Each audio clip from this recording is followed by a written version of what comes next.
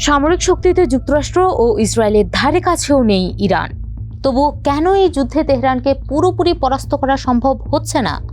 যেখানে ওয়াশিংটন ও জেরুজালেম চাইছে ইরানের পারমাণবিক সক্ষমতা ধ্বংস করে শীর্ষ নেতৃত্বের পতন ঘটাতে, সেখানে ইরান ঠিক কোন মন্ত্রে দীক্ষিত হয়ে এই অসম লড়াই চালিয়ে যাচ্ছে? হার না মেনে শুধু টিকে থাকার এই অদ্ভুত কৌশল কি সত্যিই মার্কিন ইসরায়েলি জোটকে এক অন্তহীন ও ব্যয়বহুল যুদ্ধে আটকে ফেলছে? চলুন বিশ্লেষণ করে দেখা যাক ঠিক কোন কৌশলে এই পরাশক্তিদের দিনের পর দিন ঘোল খাওয়াচ্ছে তেহরান। সঙ্গে আছি আমি বর্ণা দাস। যুক্তরাষ্ট্র ও ইসরায়েল যখন নিখুঁত ও ব্যাপক ধ্বংসযজ্ঞ চালিয়ে ইরানের অবকাঠামো ও কৌশলগত সম্পদ লক্ষ্য করে বারবার আঘাত হানছে, তখন ইরান খেলছে সম্পূর্ণ ভিন্ন এক খেলা।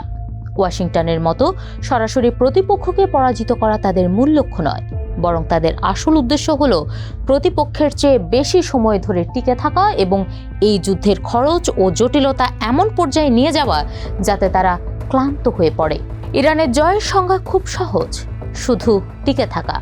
সামরিক শক্তিতে পিছিয়ে থাকলেও এই সহজ লক্ষ্যই তাদের এগিয়ে রাখছে, কারণ তাদের সাফল্যের জন্য খুব বেশি কিছুর প্রয়োজন নেই।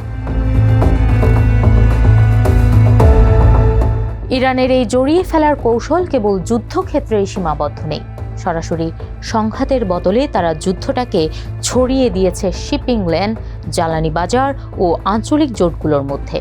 হরমুজ প্রণালীতে বিঘ্ন ঘটানো কোনো বিচ্ছিন্ন ঘটনা নয়, বরং বিশ্ব অর্থনীতিকে চাপে ফেলার একটি সুচিন্তিত কৌশল। ইরান ইতোমধ্যেই প্রমাণ করেছে তারা চুপচাপ মার খাবার পাত্র নয়। সৌদি আরব, সংযুক্ত আরব আমিরাত, কাতার সহ পুরো উপসাগরীয় অঞ্চলে প্রতিশোধমূলক হামলা চালানোর সক্ষমতা তাদের রয়েছে।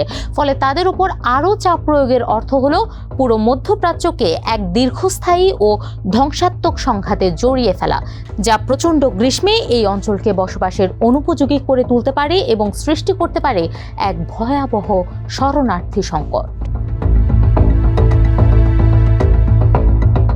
এই যুদ্ধের আরেকটি বড় সীমাবদ্ধতা হলো মার্কিন সক্ষমতা। ধারণা করা হচ্ছে যুক্তরাষ্ট্র ইতোমধ্যেই তাদের গুরুত্বপূর্ণ ক্ষেপণাস্ত্র মজুদের প্রায় অর্ধেক ব্যবহার করে ফেলেছে। ফলে ট্রাম্প প্রশাসন চাইলেই আর ইচ্ছে মতো উত্তেজনা বাড়াতে পারবে না। তাছাড়া ওয়াশিংটন ও জেরুজালেমের চূড়ান্ত লক্ষ্য এক নয়। ইসরায়েল যেখানে ইরানের শাসন ব্যবস্থার পতন চাইছে, যুক্তরাষ্ট্র সেখানে দোদুল্যমান। এই সমন্বয়হীনতায় ইরানকে আরও বেশি সুবিধা দিচ্ছে।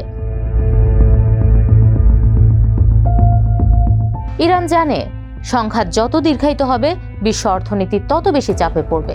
জ্বালানি বাজার, সরবরাহ শৃঙ্খল এবং আন্তর্জাতিক নৌ পরিবহন যখন চরম ঝুঁকির মুখে পড়বে, তখন যুক্তরাষ্ট্র নিজেই এই যুদ্ধ থেকে বেরিয়ে আসার পথ খুঁজবে। ইরানকে তাই জিততে হবে না, কেবল প্রতিপক্ষকে তাদের লক্ষ্য অর্জন করতে বাধা দিলেই হবে।